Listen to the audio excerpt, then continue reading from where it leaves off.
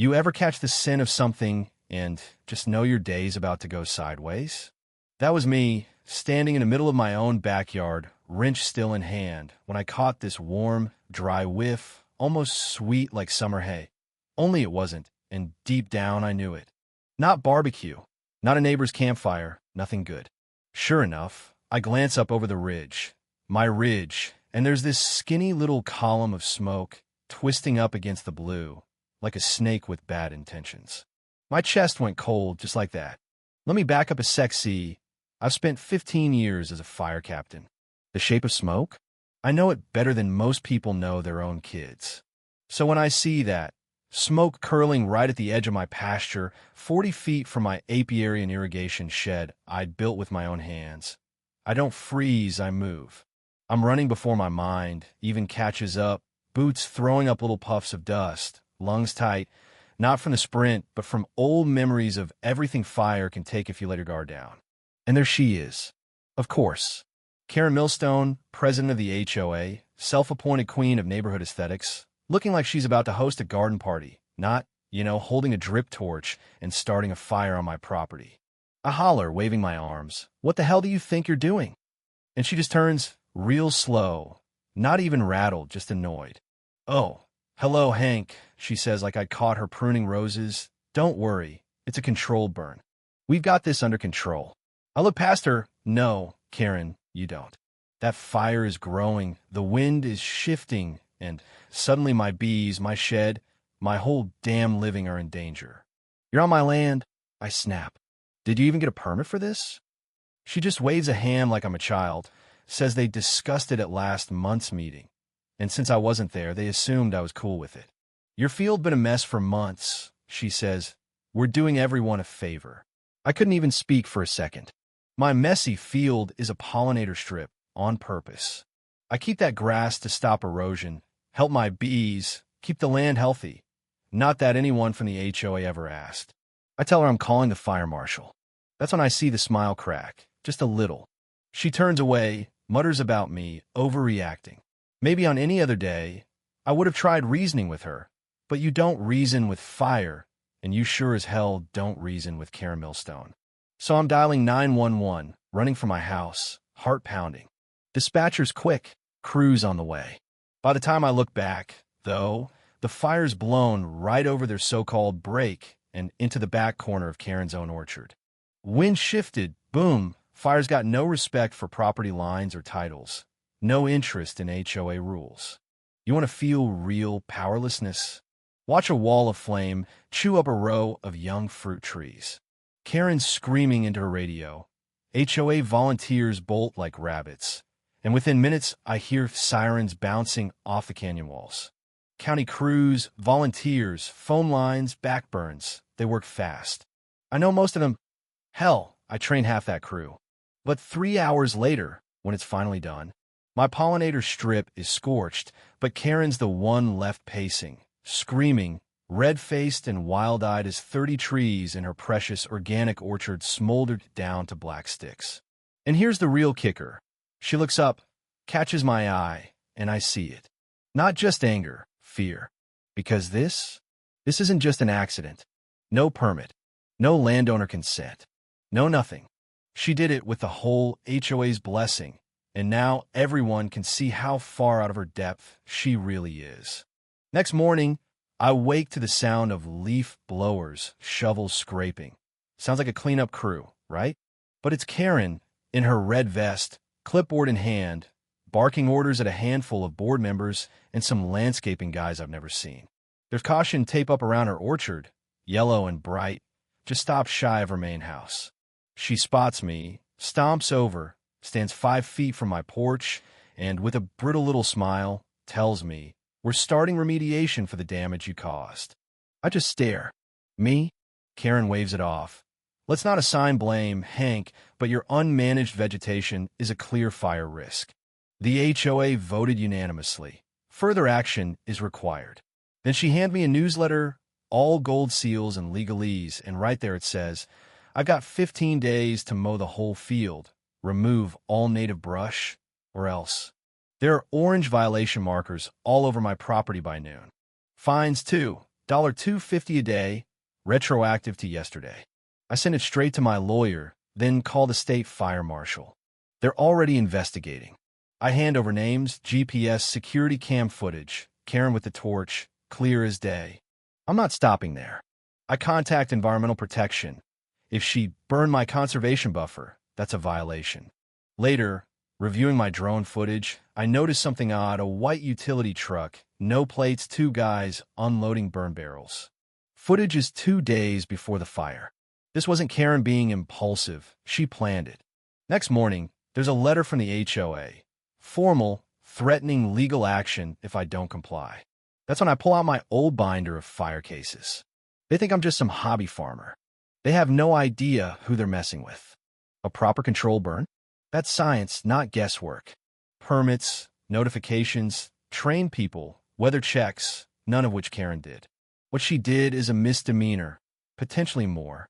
I comb through state codes, download all the forms, get ready for a fight. And I go see Deputy Marshal Lenora Vasquez, toughest field investigator I know. Show her the footage, the whole mess. "You sure you want to go down this road?" she asks. Karen started a fire on my land, lied about it, then tried to find me for her own mess. "Yeah, I'm sure." Lenora promises to file the official report. I head home, mind swirling with old memories, fires that cost people everything. Karen treated it like yard work. I get home, find more violation markers on my property, one jammed through my hand-painted beehive sign. That's when I know she's not backing off. I try to speak at the next HOA meeting. They shut me out, say I have to submit everything online, wait 14 to 21 business days for review.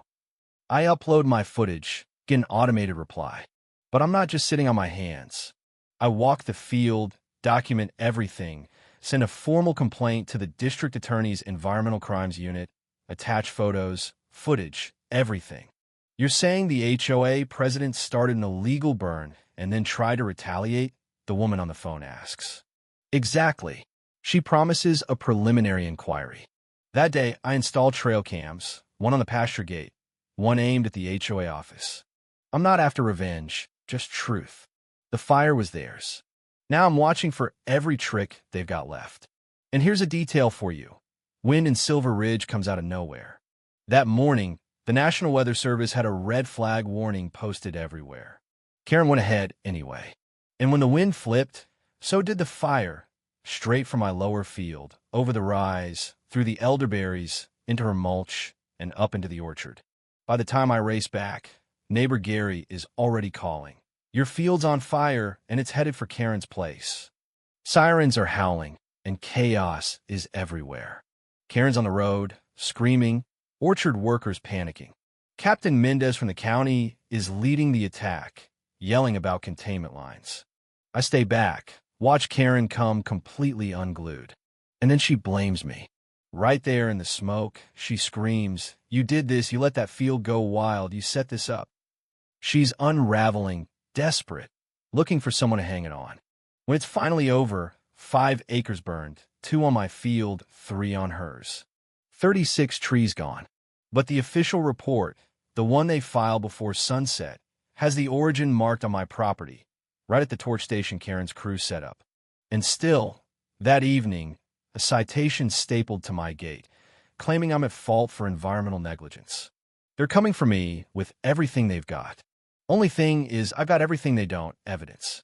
Trail cam, drone footage, timestamps. I send it all to the state, to my lawyer. And then, a twist I didn't see coming, Jenna, the preschool director, knocks on my door late at night. She's scared, hands me a manila envelope. I work part-time at the HOA office. Karen left these on the printer. Inside, unsigned burn forms, a waiver blaming me, a press release about the incident dated 3 days before the fire. Proof. They planned it all. Next day, a cease and desist letter. Pure intimidation, but it means I'm getting close. Doug, my old forensic consultant buddy, analyzes everything, says the burn pattern matches a deliberate drip torch. "They're cooked, Hank," he says. We file a civil suit.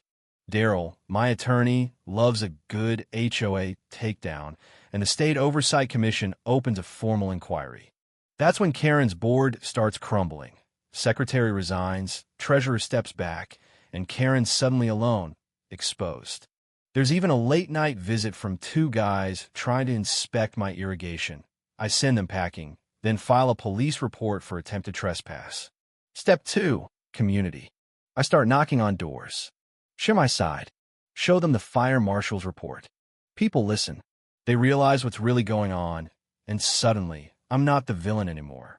Jenna and a few others put out their own newsletter, quotes from the report, drone photos, whistleblower memos.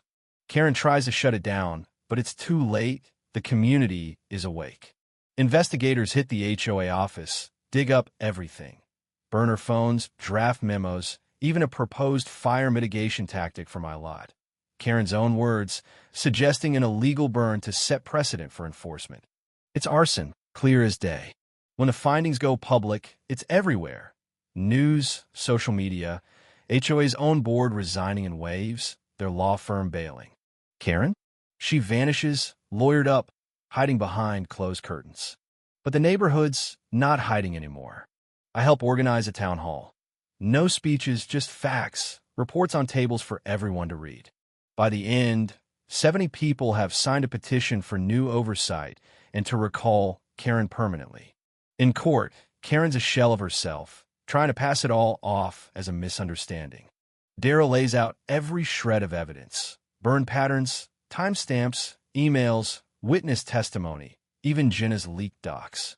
Karen finally cracks, admits, I wanted to make a point. That's it. The jury comes back fast. Verdict for me. $312,000 compensatory, $100,000 punitive. Judge refers it all for criminal review. The crowd claps, not a victory lap, but a release. Rain falls the night after. I sit on my porch, watch green shoots start pushing through the ash. The HOA has new leadership now, real reforms. No more secret fines, external permitting, mediation, not threats. Karen pleads guilty, writes a public apology, slips away into the background. The field, the bees, even the neighbors, they all come back.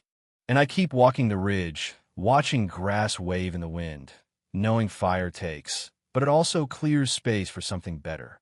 Boundaries matter. Truth matters. That line between what you protect and what you burn. Turns out, it runs right through every one of us. So here's my question for you. What would you do if someone like Karen came after what you love? Drop your thoughts below. Let's talk about where justice really lives. Out here or in the courtroom. And if you've ever tangled with a power-hungry HOA, you know what I mean. Let's hear your story.